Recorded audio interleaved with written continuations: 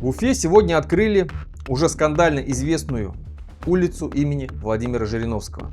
На открытии присутствовал лично председатель партии ЛДПР Леонид Слуцкий. Во время произнесения речи он сказал очень интересную фразу.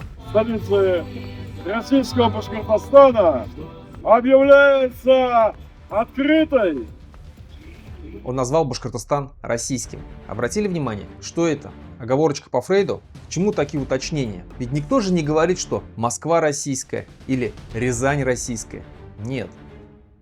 Такие уточнения нужны только тогда, когда есть сомнения, когда нужно доказать самому себе и другим, что республика Башкортостан принадлежит России.